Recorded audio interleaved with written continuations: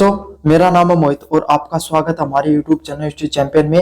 तो जैसा कि आप जानते हो, आपका जो पेपर होने वाला है इंग्लिश साहित्य का, उससे संबंधित जितने भी महत्वपूर्ण प्रश्न है सारे के सारे अपन पढ़ने वाले हैं। उसका अगला महत्वपूर्ण प्रश्न है main characteristics of English literature from 350 to 1660 and influence of Renaissance Reformation and humanism. मतलब आपको इंग्लिश साहित्य के से संबंधित आपके सामने जितने भी जो क्या क्या मुख्य विशेषताएं रही 1350 से लेकर 1660 के समय तक, उसमें अलग अलग प्रकार के बदलाव देखने को मिले समाज में, जिसमें रिफॉर्मेशन आया, ह्यूमनिज्म आया और रेजिस्टेंस की वजह से क्या क्या बदलाव देखने को मिले, उससे संबंधित सारे के सारे आपके सामने इंपॉर्टेंट जो टॉपिक है, जो इंपॉर्टेंट क्वेश्चन है उसको पढ़ने वाले हैं। इसको विस्तार से पढ़ेंगे। इससे पहले आपको क्या कर लेना भाई, चैनल को सब्सक्राइब कर लेना। चैनल को सब्सक्राइब करोगे ना तो ये जो पीडीएफ मैं आपको पढ़ा रहा हूँ ये फ्री में हमारे कहां पर मिल जाएगी, टेलीग्राम चैनल पे फ्री में मिल जाएगी। कहां पर मिल जाएगी भाई, टेलीग्राम पे आपको हमारे यहाँ पर फ्री में मिल जाएगी और वहां पे फ्री में जाकर आप क्या कर सकते हो, पढ़ सकते हो। साथ के साथ आपको क्या करना पड़ेगा, आप डिस्क्रिप्शन में मैंने प्लेलिस्ट का लिंक दे रखा, वहां पे जाकर इस चैप्टर से संबंधित चाहे व्याख्या हो, चाहे आपके सामने 100 टाइप क्वेश्चन हो, चाहे आपके सामने इंपॉर्टेंट क्वेश्चन हो, सब कुछ करा रखा है, वो भी जाकर देख लेना। और आपके सामने जो कोने में व्यू प्रोडक्ट वाला ऑप्शन है, इस पे क्लिक करके अगर कोई भी प्रोडक्ट खरीदोगे तो फ्लिपकार्ट मंत्रा से सबसे ज्यादा डिस्काउंट देखने को मिलेगा। तो जाओ और जाकर कोई ना कोई प्रोडक्ट जो खरीदना वो खरीद लो। चलिए शुरू करते हैं। The period from 350 to 1660 is the most exciting time in the English literature. मतलब अगर समय कालखंड की बात करें 1350 से लेकर 1660 का जो समय हुआ, वो इंग्लिश साहित्य का सबसे शानदार और सबसे महत्वपूर्ण समय कालखंड माना जाता है। क्यों क्यों माना जाता है? It started with Joffre the father of English poetry and ended with the restoration of the monarchy। मतलब इसका शुरुआत कहां से होती है? आपके सामने जोफ्री जो चौसर है आपके सामने, उनके द्वारा, उनके दो आपके जिनको इंग्लिश जो आपके सामने पोइट्री है उसके फादर के रूप में उनको जोफ्री को जाना जाता है। और ये खत्म होती है आपके सामने तानाशाही की जो वापसी होती है, उसके बाद में ये पूरा जाके समय काल खंड खत्म होता है। तो 1350 से लेकर 1660 का समय है वो इंग्लिश साहित्य के लिए भी इंपॉर्टेंट है और भारतीय हिंदी साहित्य के लिए भी इंपॉर्टेंट है। क्यों? उस समय भारतीय हिंदी साहित्य में भक्ति काल का समय चल रहा था और उस समय भी बड़े बड़े साहित्यकार हुए। क्यों? समाज है ना, समाज में बदलाव हो रहे थे। समाज जो पुरानी परंपराएं थी हमारी, देखो जो मैं जो ये लिखता हूं, जो नोट्स बने, इसके अलावा जो मैं आपको बातें बताता हूं ना, इनको भी अच्छे से सुना करो। यही प्रश्न आपके सामने आप जब पेपर में लिखने जाओगे तो रटी हुई चीजें थोड़ी लिखोगे, मन से बनाकर लिखोगे, तो आपको जो मैं बोल रहा हूं ना वो चीजें ज्यादा महत्वपूर्ण हो जाती है। बनाते हुए लिखते हो तब आपको ये सब चीजें दिमाग में रहेंगी तो आप बनाकर अच्छे से लिख पाओगे। समझ में आ गया? तो होता क्या, आपके सामने जो भक्ति आंदोलन है, इधर आपके सामने इंग्लिश साहित्य में बदलाव देखने को मिल रहा है। क्यों? समाज है वो अपनी पुरानी जो परंपराएं थी, वो जो इतनी जो हजारों साल पुरानी जो परंपराएं थी जो चली आ रही थी, उसमें कहीं ना कहीं कुछ कमियां आ रही थी। उस कमियों को तोड़ने के लिए और जो नई परंपराएं उसको स्थापित करने का समय आ रहा था। तो ऐसा समय, जो बदलाव का समय आता है, उसमें साहित्यकारों का बहुत बड़ा योगदान होता है। उनका साहित्य क्या करता है, समाज में एक नई धारा लाने का काम करता है। समझ में आ गया? तो उसी तरीके से इंग्लिश साहित्य के अंदर भी जोफ्री के द्वारा जो जिनको इंग्लिश आपके सामने साहित्य का आपके सामने क्या बोला जाता है, आपके सामने फादर बोला जाता है। और इसके बाद में अंत 1660 के अंदर जो तानाशाही देखने को मिलती है उससे खत्म होता है। इसकी मुख्य आपके सामने विशेषताओं की बात करें, फोकस ऑन ह्यूमन, किस चीज पर आपके सामने ज्यादा जोर देता था? इंसानों पर ज्यादा जोर देता था। Before this book work mostly about God and religion. मतलब इस समय के कालखंड से पहले ज्यादातर जितनी भी किताबें होती थी वो किस चीज पर ज्यादा जोर देती थी? इंसानों, मतलब भगवान पर और धर्म पर ज्यादा जोर देती थी। मतलब जैसे आपके सामने भाई इंग्लिश साहित्य वो लगभग ईसाई धर्म पे होता है, तो चाहे आपके सामने चर्च हो गया, पादरी हो गए, आपके सामने ईसा मसीह हो गए, उनकी जो आपके सामने कहानियां हैं, कैसे आपके सामने उनकी उपलब्धियां हैं, कैसे उस समय के राजा हुए, उन सब के बारे में ज्यादातर बातें की जाती थी।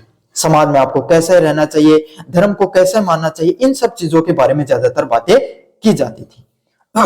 In this period writer started writing about human feelings. मतलब ये वो पहला समय का पहला कालखंड आया जिसके अंदर जितने भी इतिहासकार हुए, जितने भी लेखक हुए, उन्होंने पहली बार किसके पर बात करना शुरू किया? आपके सामने इंसानी भावनाओं के ऊपर पहली बार बात करना शुरू किया। And love and daily life, प्यार और आपके सामने जो इंसान की जो दैनिक जिंदगी होती है उसके ऊपर उन्होंने बात करना पहली बार शुरू किया। मतलब ये वो समय काल हुआ करता था जब आपके सामने पहली बार आपके सामने जो इस साहित्यक जो कालखंड के जो समय के राइटर हुआ करते थे उन्होंने अपने ह्यूमन फीलिंग की बात करी, मतलब इंसानी आपके सामने जो भावनाएं होती है उसकी बात करी, प्यार और आम जिंदगी की इन्होंने बात की पहली बार। अगले वाला पर्सन है new style.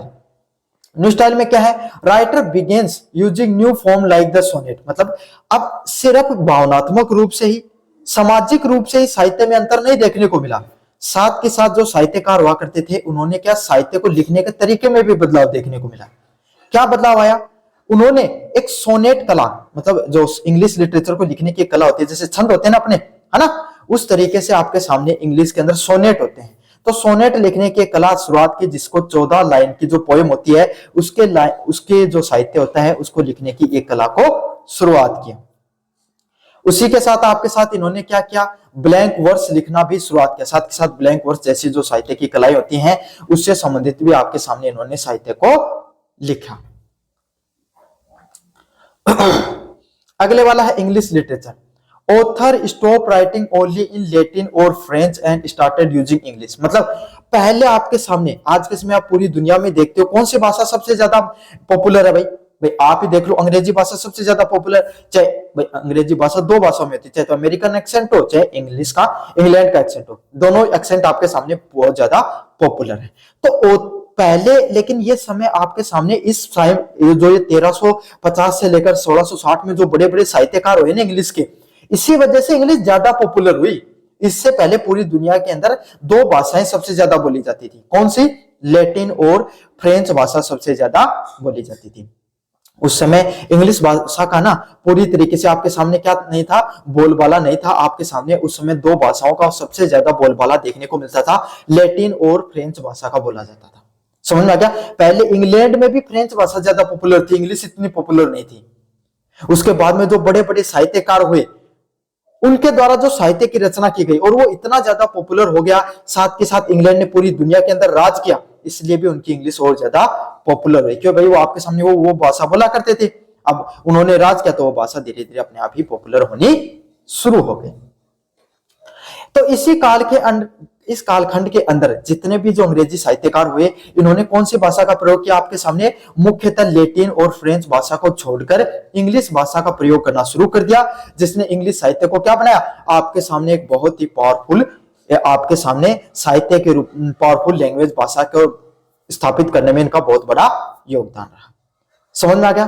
The three man influence, मतलब आपके सामने तीन मुख्य वो गुण हैं जिसके अंदर जो अंग्रेजी साहित्य है वो आपके सामने खूब उभर के आता है। चलिए पढ़ते हैं आपके सामने। पहला पॉइंट है रेसिस्टेंस, मतलब rebirth. It was a time of rebirth of art and learning. मतलब भाई कोई भी चीज होती है ना उसका क्या होता है, पुनर्जन्म होता है। तो अंग्रेजी साहित्य का भी पुनर्जन्म हुआ। ये कोई भी साहित्य के पुनर्जन्म को किस रूप में देखा जाता है, it is a time of rebirth of art and learning. मतलब आपके सामने कोई भी साहित्य होता है उसको सीखने का वो कालखंड होता है, उसको क्या कहा गया, आपके सामने रिबर्थ के नाम से जाना गया। People become curious about the world. पूरी दुनिया के बारे में जो लोग हैं वो जानने के लिए बहुत ज्यादा क्यूरियस थे। मतलब आपके सामने पूरी दुनिया के बारे में, साहित्य के बारे में वो जानना चाहते थे, बहुत ही ज्यादा इच्छुक थे। साइंस एंड एक्सप्लोरेशन, पूरा का पूरी दुनिया है उसके अंदर विज्ञान, और पूरी दुनिया में वो क्या भाई 1300 के आसपास ही आपके सामने अंग्रेज भारत में आए थे, यूरोपीय लोग, है ना। तो आपके सामने क्या होता है, पूरी दुनिया में जो अंग्रेजी लोग है वो पूरी दुनिया में घूमना शुरू कर चुके थे। उस समय आपके सामने धीरे धीरे इंडस्ट्रियल रिवॉल्यूशन भी आ रही थी, विज्ञान भी अपना पैर पसार रहा था। तो इससे पूरी दुनिया के अंदर क्या हो रहा था, आपके सामने जो जिज्ञासु की भावना है वो आपके सामने बढ़ रही थी।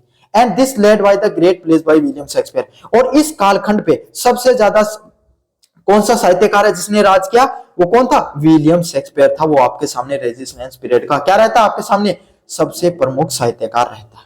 समझ में आ गया। तो ये आपके सामने वो पीरियड रहता है रेजिस्टेंस का, जिसमें आपके सामने इंग्लिश साहित्य अपनी चरम सीमा पर जाता है। क्यों, क्योंकि पूरी दुनिया के अंदर क्यूरियोसिटी थी साइंस को जानने की, पूरी दुनिया को इंग्लैंड वाले एक्सप्लोर कर रहे थे। तो इस समय उन्होंने जो साहित्य उसमें भी बदलाव देखा। ह्यूमनिज्म, मानवतावाद। This moment taught that human life and happiness are important.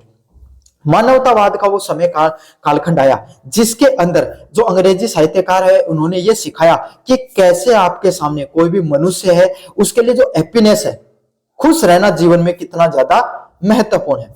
Writers like sir Thomas More मतलब आपके सामने किस प्रकार के साहित्यकार जैसे थॉमस मोर हो गए, focus on human reasons instead of just following the old tradition. मतलब जो सर थॉमस है उनके द्वारा आपके सामने क्या किया गया, उन्होंने मानव भावनाओं पर ज्यादा आपके सामने जोर देने का कार्य किया, ना कि जो पुरानी परंपराएं आ रही थी, पुराने साहित्य को लिखने की जो परंपराएं थी उसको दरकिनार करके उन्होंने जो साहित्य की लिखने की जो नई परंपरा है उसको अपनाया।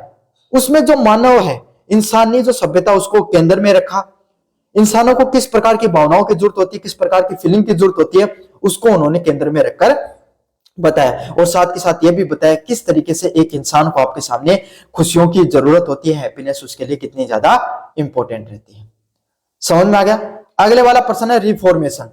It was a religious moment. मतलब रिफॉर्मेशन क्या था, ये एक आपके सामने साहित्यिक जो मोमेंट था, साहित्यिक मोमेंट था। It is led to the transformation by the Bible into English. मतलब ये वो समय कालखंड था जिसको बाइबल को क्या अंग्रेजी भाषा में बदल रहा था, बाइबल को इंग्लिश भाषा में लिखा गया। Which help common people learn to read and influence the style of many writers। मतलब ये वो समय कालखंड था जब आम लोग हैं वो आपके सामने क्या कर रहे थे, आपके सामने common people learn to lead and influence by the style of many writer. मतलब जो बाइबल की जगह किसने ले ली थी, इंग्लिश ने ले ली थी। समझ में आ गया। तो बाइबल की जो मतलब सीधी सीधी बात है, जो धार्मिक चीजें हुआ करती थी उनको तो लोगों ने छोड़ना शुरू कर दिया, और जो लेखक हुआ करते थे, जो साहित्यकार हुआ करते थे, उनकी बातों को धीरे धीरे लोगों ने मानना शुरू कर दिया। बहुत सारे लोग आपके सामने इन साहित्यकारों को फॉलो करना धीरे धीरे शुरू कर दिया। In short, this era changed the literature from being church centered to the man centered। मतलब आपके सामने ये इंग्लिश साहित्य का वो दौर होता है जिसने क्या किया, चर्च पे आपके सामने चर्च केंद्रित जो पूरा साहित्य हुआ करता था उसको मानव केंद्रित साहित्य के रूप में बदल दिया। समझ में आ गया। तो ये था आपके सामने पूरा का पूरा इंग्लिश लिटरेचर के संबंधित, जिसमें रेसिस्टेंस, रिफॉर्मेशन और ह्यूमनिज्म से संबंधित जितने महत्वपूर्ण प्रश्न है सारे के सारे मैंने आपको करवा दिए हैं। कैसा लगा वीडियो जोर से बताना, चैनल को जोर से सब्सक्राइब कर देना। धन्यवाद।